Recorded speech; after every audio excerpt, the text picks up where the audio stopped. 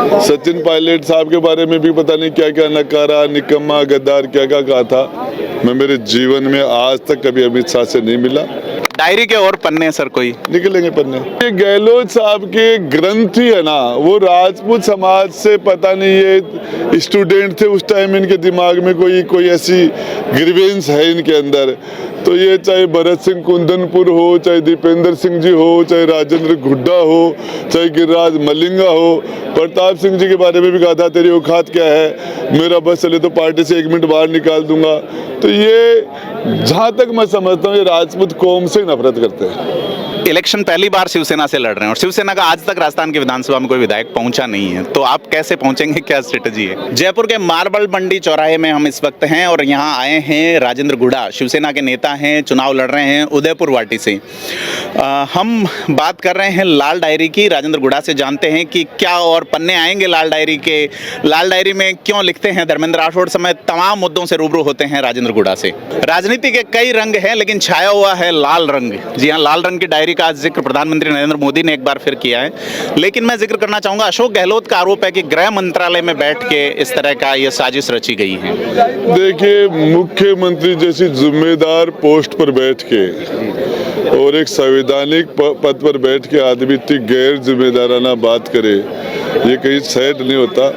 मैं आपको बताना चाह रहा हूँ, मैं मेरे जीवन में आज तक कभी अमित शाह से नहीं मिला, कभी न मैं कभी गृह मंत्रालय से, न मेरे उनसे कोई टच है, न यहाँ के बीजेपी के नेताओं से टच है। और उसमें आप दूसरे को लाइना क्यों दे रहे हो? हम तो आपके साथ थे, आपने दूध में मक्खी की तरह निकाल के फेंका था। अब तरह तरह के आरोप क्यों लगाते हो कि गृह मंत्रालय है, अमित शाह है, नरेंद्र मोदी है? अब वो आपको सोचना चाहिए। लेकिन ये मुख्यमंत्री जी जिस तरह की बातें करते हैं, सचिन पायलट साहब के बारे में भी पता नहीं क्या क्या नकारा, निकम्मा, गद्दार क्या क्या कहा था। मुझे भी कह रहे हैं इनकी आदत है, शायद उम्र का फर्क है। अपने बेटे का जिक्र करते हैं डायरी में, अशोक गहलोत के बेटे का जिक्र कर रहे हैं कि वैभव ये कह रहे हैं, धर्मेंद्र राठौड़ ने लिखा है कि सरकार रिपीट नहीं होगी, लिख के देता हूँ। क्या वैभव खुद पॉलिटिकल स्ट्रेटेजिस्ट है या उनकी कोई पीड़ा है? देखिए, पीड़ा नहीं है। वैभव मेरी जानकारी के हिसाब से जितना मैं उसको जानता हूँ, वो लड़का ठीक है, मतलब वो दिल से चलता है। लेकिन वो जो उसको लग रहा था उसने वो कहा है, जो उसको लगा है, और वो भी सभी को लग रहा है, बेटे को भी वही लग रहा है। अब मुख्यमंत्री जी की आंख पर पट्टी चढ़ी हुई है तो क्या करें? वो कहता है अधिकारी हावी हो गए हैं, जो जनप्रतिनिधि है उनको 100% है सारे का सारा। ये पूरी सरकार देवाराम ने चलाई है, अधिकारियों ने चलाई है, सारे का सारा सभी को पता है। ये जनप्रतिनिधि क्या गत रही है, क्या दुर्गति हमने रोज देखा है। लेकिन शांति धारीवाल की तो नहीं रही, वो तो एक स्टेटमेंट देते रहे कि मर्दों का प्रदेश मुद्दे पे है। तो शांति धारीवाल जी क्या है साहब, वो जो मर्दों की प्रदेश वाली बात है, वो तो मैं जहाँ तक समझता हूँ ये मीरा का प्रदेश है, ये पन्ना का प्रदेश है, हाडी रानी का प्रदेश है, ये कर्मा का प्रदेश है। यहाँ पर हजारों महिलाओं ने एक साथ अपने मान सम्मान और अपने के लिए एक साथ आग में जोर किया है। वो तो जिससे वाहियात बात करता है धारीवाल। ये मुख्यमंत्री जी की पूरी टीम ऐसी है।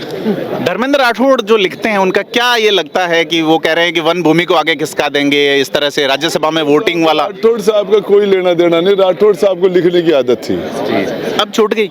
अब पता नहीं, वो तो उनसे पूछो।